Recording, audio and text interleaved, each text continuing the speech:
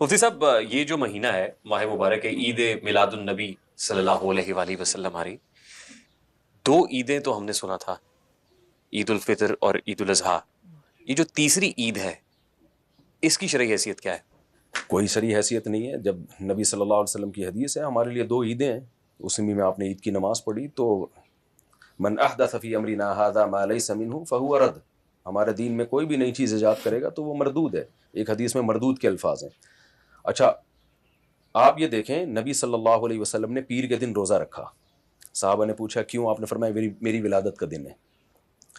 تو ولادت کو روزہ رکھ کے آپ نے عید کا کانسیپٹ تو ختم کر دیا، کیونکہ روزے اور عید تو جمع ہو ہی نہیں سکتے، یعنی کبھی بھی عید کے دن روزہ حلال نہیں ہوتا۔ آپ نے پیر کے دن روزہ رکھ کے بتا دیا، شاید اس میں یہی اشارہ تھا کہ قرب قیامت میں ایسے لوگ آئیں گے جو میرے یوم ولادت کو عید کا دن منائیں گے۔ تو پیر کو آپ نے روزہ رکھ کے بتا دیا کہ اس میں عید کا تو اب منانے کا کانسیپٹ ہی ختم ہو گیا۔ یہ ثابت ہے کہ حضور صلی اللہ علیہ وآلہ وسلم کو یوم ولادت پیر کا روز تھا، سوموار کا روز تھا، یہ تو ثابت ہے۔ ٹھیک ہے، اور اس دن آپ نے روزہ رکھا ہے، ٹھیک، تو روزہ اور عید جمع نہیں ہو سکتے۔ اور یہ 12 ربیع الاول بھی ثابت ہے؟ 12 ربیع الاول تو دیکھیں نہ نبی کی تاریخ پیدائش ہے نہ تاریخ وفات ہے۔ لوگ مجھ سے پوچھتے ہیں اس کی کیا دلیل ہے، میں کہتا ہوں آپ بتاؤ کیا دلیل ہے، کوئی صحیح حدیث پیش کرو کہ 12 تاریخ کو آپ صلی اللہ علیہ وسلم پیدا ہوئے ہیں۔ یہ تو دلیل جو دعویٰ کرتا ہے اس کے ذمہ ہے نا۔ تو یہ جو جشن عید میلاد النبی صلی اللہ علیہ وآلہ وسلم ہے، جی، وہ کہتے ہیں کہ اس وقت تو جب خواتین نے ڈف بجا کے استقبال کیا تھا، جیسے حضور صلی اللہ علیہ وسلم کا کہ آئے سرکار نبی صلی اللہ علیہ وسلم مدینہ گئے تھے، مدینہ استقبال کیا تھا نا۔ تو یہ بھی ایک جشن کا سا ایک وہ ان کے لیے تو سما وہ تھا۔ تو جس آپ دن بنفس نفیس تشریف لے گئے تھے نا، 12 ربیع الاول کو تو آپ تشریف نہیں لا رہے نا، وہ تو اگر لائے تھے بالفرض 12 تاریخ کو تو ایک دفعہ لائے تھے نا، تو صحابہ نے ہر سال 12 کو کیوں جشن نہیں منایا؟ نہیں، جب جشن میلاد مصطفیٰ ہو رہا ہوتا ہے تو کئی نعتیں ایسی ہیں جس میں وہ کہتے ہیں آقا تشریف لائے ہوئے ہیں۔ نعت میں کہنے سے تشریف لائیں گے نہیں، ورنہ میں ضرور ابھی نعت پڑھتا اور کہتا ہم سب کی خواہش ہے ہم نبی کی زیارت کریں، نبی صلی اللہ علیہ وسلم تشریف لائیں۔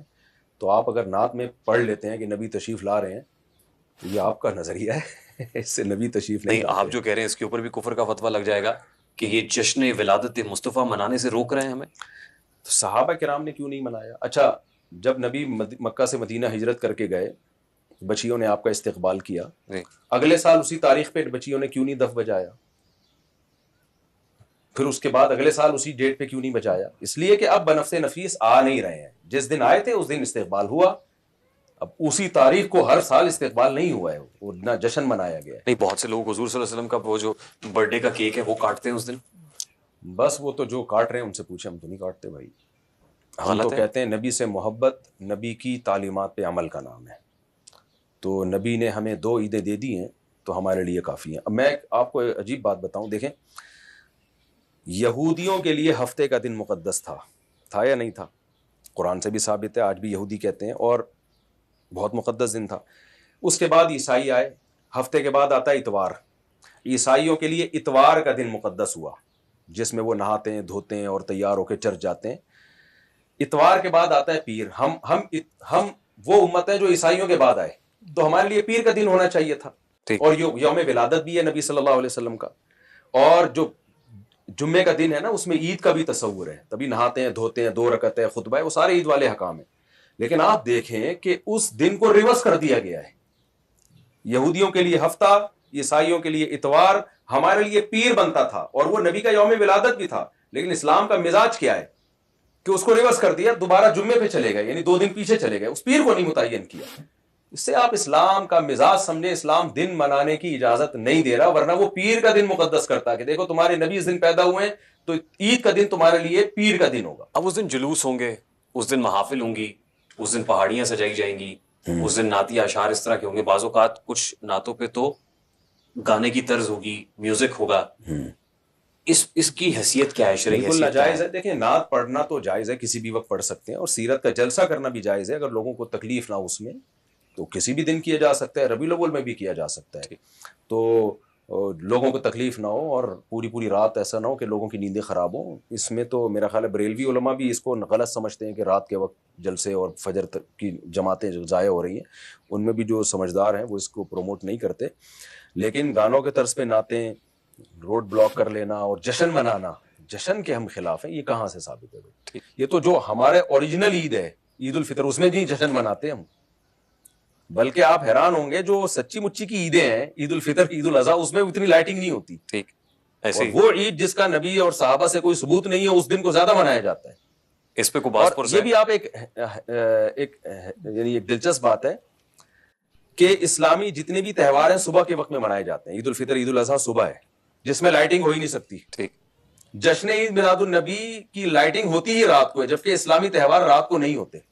راتیں عبادت کے لیے ہیں. لیلۃ القدر رات کی ہے تو تہجد رات کی عبادت ہے. تو اسلامی تہوار تو ہوتے ہی دن کی روشنی میں، جبکہ یہاں لائٹنگ دن میں لائٹنگ ہو نہیں سکتی.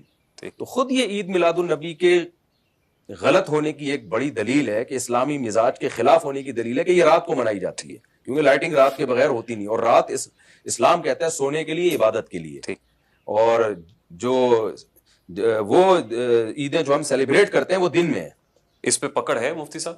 100% پکڑ ہے. نبی صلی اللہ علیہ وسلم کی حدیث ہے کہ قیامت کے دن کچھ لوگ آئیں گے حوض کوثر پہ پانی پینے کے لیے، تو ان کا حلیہ میرے امتیوں جیسا ہوگا، لیکن فرشتے ان کو دور کریں گے. تو میں کہوں گا ان کا تو یہ میرے امتی ہیں.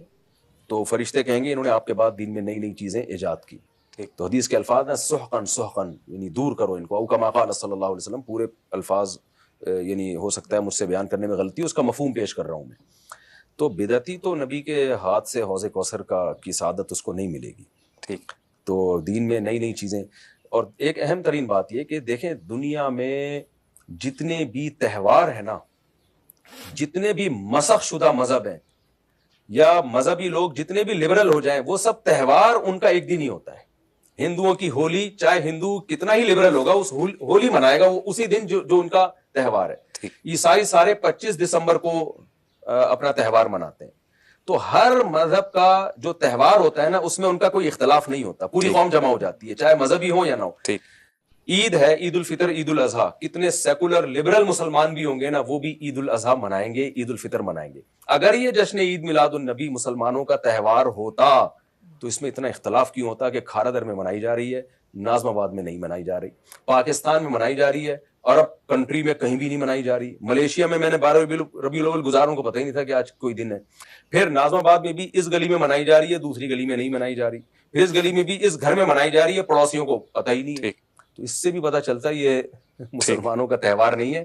تہوار کی جو علامات ہیں وہ اس پہ فٹ ہی نہیں بیٹھ رہی ہیں. وہ علامات یہ ہے کہ پوری قوم مناتی ہے. مفتی صاحب ایک سوال جو آپ سے کیا جا سکتا ہے، احناف کے ہاں رفع یدین کیوں نہیں ہے؟ آپ رفع یدین کیوں نہیں کرتے؟ احناف کے ہاں رفع الیدین اس لیے نہیں ہے جس بیس پہ امام مالک کے ہاں رفع الیدین نہیں ہے. امام مالک موطا امام مالک میں رفع الیدین کی حدیثیں لائے ہیں، لیکن المدونۃ الکبریٰ میں ہے کہ امام مالک سے ان کے شاگرد نے پوچھا، قاسم جو ان کے شاگرد تھے، کہ آپ رفع الیدین کیوں نہیں کرتے؟ وہ کہتے ہیں میں نے مدینہ والوں کو رفع الیدین کرتا ہوا نہیں دیکھا. تو یہ اس کی علامت تھی کہ نبی صلی اللہ علیہ وسلم کی نماز کو، آخری نماز کو اہل مدینہ نے فالو کیا ہے. تو یہ اس کی علامت امام مالک نے اس قول کے مطابق سمجھی کہ انہوں نے رفع الیدین ترک کر دیا ہے. نہیں، امام ابو حنیفہ نے تو کوفہ کے 500 صحابیوں سے دین سیکھا ہے. جی تو کوفہ کے 500 صحابی زیادہ امپورٹنٹ ہے یا آپ صلی اللہ علیہ وسلم؟ میں آ رہا ہوں اس طرف. تو امام جو ابو حنیفہ رحمہ اللہ تعالی ہیں انہوں نے اہل کوفہ کے عمل کو زیادہ فالو کیا ہے. کیوں اہل کوفہ کے عمل کو فالو کیا؟ اس لیے کہ عبداللہ بن مسعود رضی اللہ تعالیٰ عنہ کوفہ چلے گئے تھے اور حضرت علی نے کوفہ کو دارالخلافہ بنایا. تو یہی وجہ ہے جب 1400 صحابہ حضرت علی کے ساتھ کوفہ گئے ہیں تو کوفہ کی قرات پوری دنیا میں سب سے زیادہ مشہور ہوئی. حدیث کا علم سب سے زیادہ کوفہ سے آیا ہے. امام بخاری کہتے ہیں میں علم حدیث کے لیے بصرہ اتنی دفعہ گیا اور مکہ اتنی دفعہ گیا، مدینہ اتنی دفعہ گیا. جب کوفہ کی بات آتی ہے کہ لا احصی، میں شمار نہیں کر سکتا میں حدیث کا علم حاصل کرنے کے لیے کوفہ کتنی بار. نہیں لیکن اس پہ مجھے کمپلیٹ کرنے دیں اپنی بات، کیونکہ رفع الیدین کا جو ٹاپک ہے نا بہت حساس ہے. اس میں لوگ شارٹ کلپ نکال کے اعتراضات شروع کر دیں گے، پوری بات لوگ پھر لیں گے نہیں. زیادہ تر بخاری مسلم کے راوی کوفہ کے ہیں، مدینہ اور حجاز کے کم ہیں، کوفہ اور کے زیادہ ہیں. تو علم کا مرکز سیدنا علی رضی اللہ تعالیٰ عنہ کی خلافت کوفہ میں قائم ہونے کے بعد علم کا مرکز کوفہ تھا. تو کوفہ میں صحیح سند سے بات ثابت ہے عبداللہ بن مسعود اور حضرت علی کے شاگردوں میں کوئی ایک بھی رفع الیدین کرنے والا نہیں تھا. یہ بہت بڑی علامت ہے اس بات کی کہ نبی صلی اللہ علیہ وسلم نے آخر میں رفع الیدین ترک کر دیا تھا. اگر آپ کہتے ہیں کہ نبی سے رفع الیدین ثابت ہے لہذا آپ کو بہر صورت وہ کرنا ہے، تو ہم کہتے ہیں سنن نسائی میں صحیح سند سے یہ بات ثابت ہے، البانی نے اس حدیث کو صحیح قرار دیا ہے کہ نبی نے 2 سردوں کے درمیان بھی رفع الیدین کیا ہے. تو آپ کیوں نہیں کرتے؟ اس لیے نہیں کرتے، آپ کہتے ہیں وہ منسوخ ہے. تو آپ دلیل بتائیں کہ نبی صلی اللہ علیہ وسلم نے کہاں دو سردوں کے درمیان رفع الیدین کو ترک کیا ہے؟ تبھی ناصر الالبانی دو سردوں کے درمیان بھی رفع الیدین کے قائل ہیں. تو ہم کہتے ہیں جیسے نبی نے دو سردوں کے درمیان رفع الیدین ترک کیا ہے، تو عبداللہ بن مسعود کی ترمذی کی صحیح حدیث ہے جس میں وہ کہتے ہیں الا اصلی بکم صلاۃ رسول اللہ، میں تمہیں ایسے نماز پڑھ کے بتاؤں جیسے نبی نے نماز پڑھی ہے. اس میں آپ صلی اللہ علیہ وسلم نے صحیح مسلم اور صحیح بخاری کے اندر جو موجود ہے اس میں یہ نہیں ہے کہ رکوع میں جانے سے پہلے رکوع کے کیا بعد ہے نا، ہم مانتے ہیں، کہتے ہیں دو سردوں کے درمیان بھی تو کیا ہے نا.